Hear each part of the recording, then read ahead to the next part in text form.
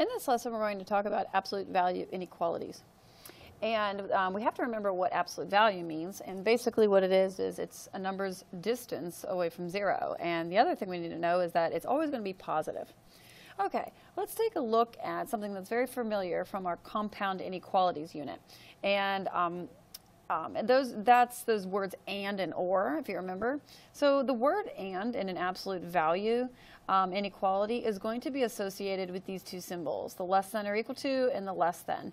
And the best way to remember that is less than or equal to and less than. And for the or inequalities, those are going to be associated with the greater or equal to and greater symbols. So hopefully those that little tip will help you remember the difference between the and the or. Okay, we're going to be looking at 4 different types of inequalities today, and it's those ands, the ors, and then no solution and all real numbers are special cases. And basically what we're trying to figure out is, for all these inequalities below and for every inequality that we're going to solve, we're trying to figure out what can I substitute in for the x to make the statement true. So we're trying to figure out what numbers in the first one will work in this to make it less than or equal to 7. Well, you might be thinking to yourself, well, I could probably put some positive numbers in there and some negative numbers, and you're exactly right. So when you're working with absolute value inequalities, you're dealing with both the positives and the negatives, so you're working with 2 different cases. So we're going to be looking at all 4 of these scenarios in the next couple of pages in the notes. So let's go ahead and look at and inequalities first.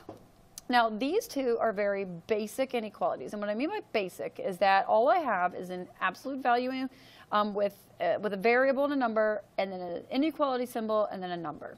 And you're going to notice in the problems to come, I'm going to be adding some numbers outside of the absolute value symbols, and that's actually going to mean something. So right now, as I look at it, I can look at that symbol and say less than. That's an and inequality. So my graph should look like what we remember from compound and inequalities. So here's how we solve this. We're trying to figure out what values for x are going to satisfy this inequality, making the left side less than the right side. So the first thing we need to do is break it into case 1 and case 2. And I actually write down C1 and C2 to organize my work. Case 1 is going to be x minus 7 is less than 3. I took what I had up top and I rewrote it without the absolute value bars. Case 2 is going to be x minus 7, and then, I'm sorry, that's not a minus sign. Let me go ahead and change that. There we go. Okay, so x minus 7, and then I'm going to take my symbol and I'm going to flip it over, and I'm going to take that number and I'm going to make it negative. Okay, now that I've set up my 2 cases, I can go ahead and take a second and solve them. X is less than 10 is my first inequality. And if I add 7 to both sides over here, I get x is greater than 4. Now from here, it's just like we have been doing. We're going to go ahead and solve this. And, or we solved it, we're going to put it on a graph. So I'm going to put my 0, my 4, and my 10, just like in my compound inequalities, and I'm going to graph it just like in a compound inequality. And you guessed it, set notation looks exactly like what we did in the last section. 4 is less than x, which is less than 10. And our parentheses, 4, comma, 10 parentheses. Okay, let's try one more like this. Very basic. Okay, I have a less than or equal to, so I'm going to go ahead and break it into case 1 and case 2. Case 1 is going to be 6x plus 9 less than or equal to 15. And case 2 is where things change. We have 6x plus 9 is greater than or equal to negative 15. We had to do some modification there. Okay, for this first one, let's go ahead and solve it. We have 6x is less than or equal to 6. Divide both sides by 6, and we're left with x is less than or equal to 1. All right, and don't forget that whenever you're working with inequalities, anytime you multiply or divide by a negative, you have to flip the sign, and that applies here as well. All right, divide both sides by 6. So x is greater than or equal to negative 4. Okay, let's go ahead and graph it now. I have negative 4, 0, and 1. So it looks like I have less than or equal to 1 and greater than or equal to 4, which could be two closed dots that are connected because I'm looking for the intersection of two graphs, those two inequalities that I had. And if you want a little review on that, go ahead back to compound inequalities and you'll get a great review in that section. All right, let's go ahead and do our set notation. We have x such that negative 4 is less than or equal to x, which is less than or equal to 1. And please remember that the symbols less than or equal to when in set notation will always be less than or equal to. It'll never be greater than or equal to. So, and the negative number always comes first. So, or not necessarily the negative, but the lower number will come first. In our interval notation, we have negative 4, comma 1 with brackets. Okay, now that we know the basics, let's go ahead and bump it up. And as I bump it up, what I'm going to do is I'm going to change it to an or. All right, now two very, very important pieces of absolute value inequalities that are going to apply in these two situations. The first thing is, if I look at my inequality, you'll notice that I have some numbers that are outside of the absolute value bars. Those have to be eliminated first in order to be ready to break it into two cases. Excuse me. So the second thing you need to know is right now, if you look at my symbol, it's an and, less than or equal to. But I told you up top it's an or. So the reason that it's an and right now is that it's not simplified down. Again, I have to get rid of everything outside first in order for it to be ready to be broken into cases. So I'm going to go ahead and do that.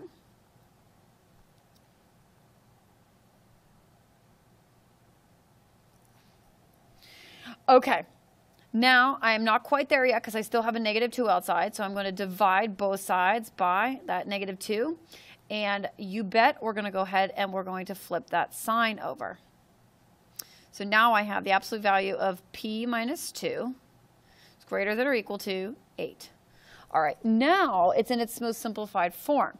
At this point in time, not only can I look at my symbol and determine that this is an or inequality, but I can also break it into my two cases. So I'm going to come over here to the left-hand side, and I'm going to break it into case 1. Case 1 is going to be p minus 2 is greater than or equal to 8.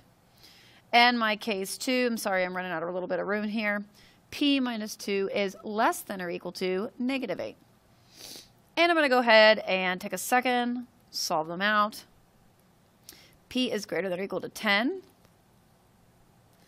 And over here, if I add 2 to both sides, P is going to be less than or equal to negative 6. Okay, go ahead and pop it on your number line. Negative 6, 0, and 10. I have P is greater than or equal to 10, so I'm going to have a closed circle going to the right. And the P is less than or equal to negative 6, so it's a closed circle going to the left. And it does associate with the or inequality like we were talking about. So let's go ahead and do our set notation, which is exactly how we did it before. So we have P is less than or equal to negative 6, or, oh, I'm sorry, I forgot my P such that. So P such that. And then or P is greater than or equal to 10. Same type of interval notation. We have negative infinity up to negative 6 with a bracket. And then we have an or symbol and then bracket 10 up to positive infinity. All right. And we've completed this inequality. So basically what it's saying is all of these numbers that are part of this compound inequality are solutions to the absolute value inequality. All right, let's try another one. All right, let's go ahead and start by eliminating everything that is outside of those absolute value bars. Always start there.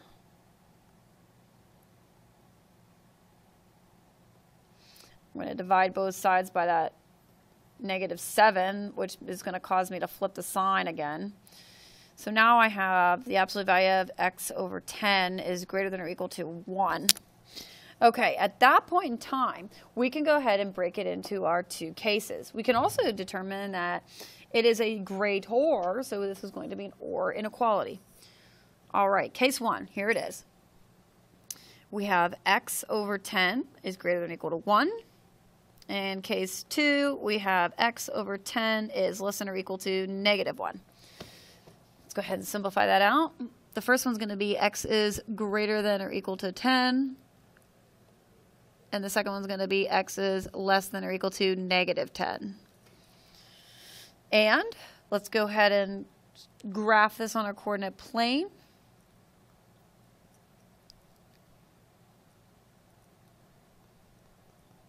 Creating our OR graph.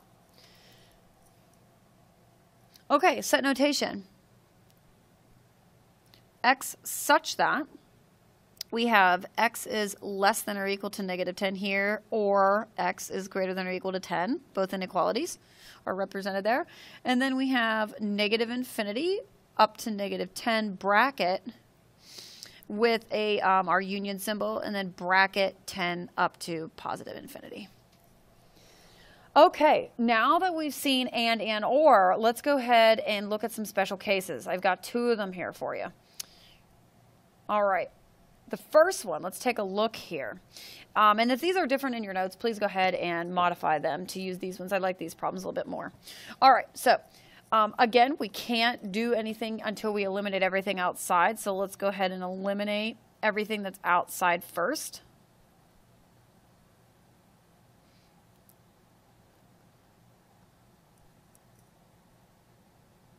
And I'm going to divide both sides by that negative 5 since it's being multiplied by the absolute value.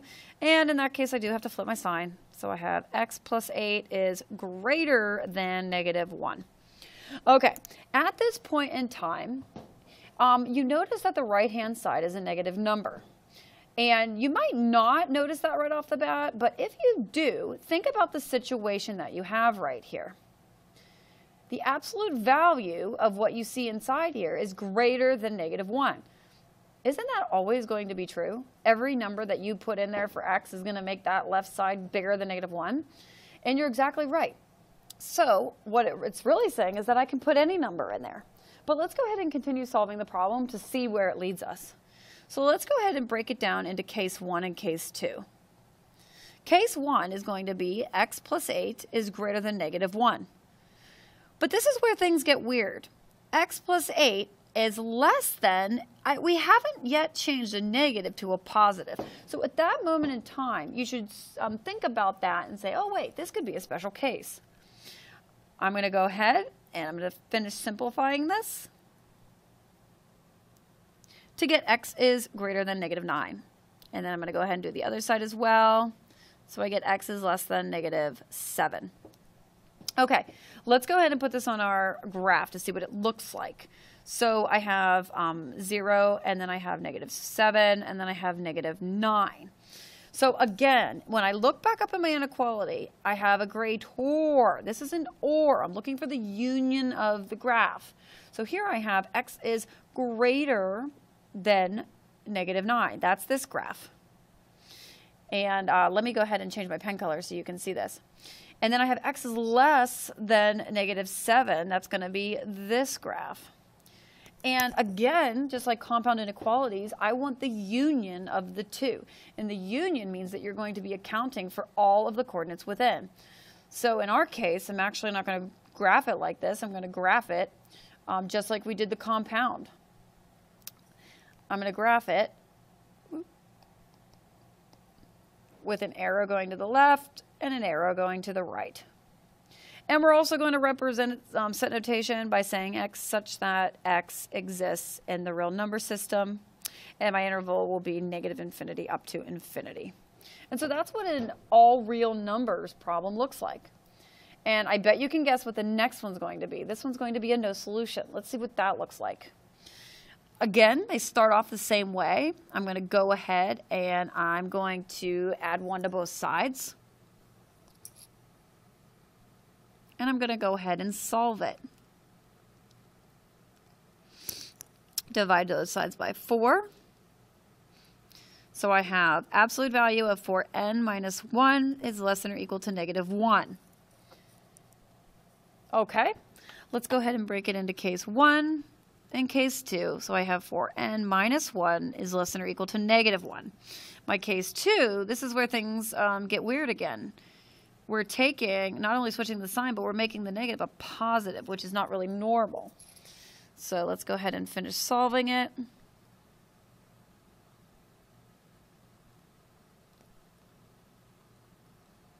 Okay, so this one's going to be n is less than or equal to 0. If I go ahead and solve this one as well.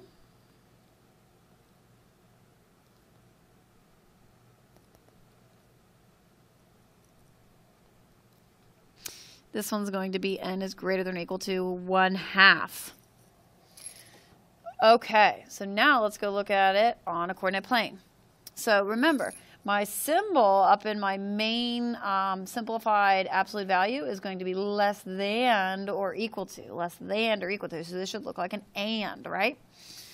So let's look here. We have a 0 and we have a 1/2. And I have n is less than or equal to 0. So that's going to be a filled in dot going to the left. And then I have n is greater than or equal to 1/2. So a filled in dot going to the right.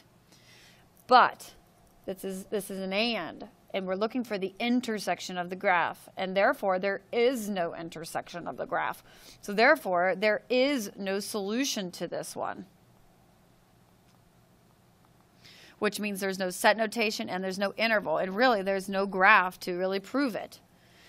Now, not only did the what we did here with the graph show us that there was no solution, but actually up here can also tell us that there's no solution.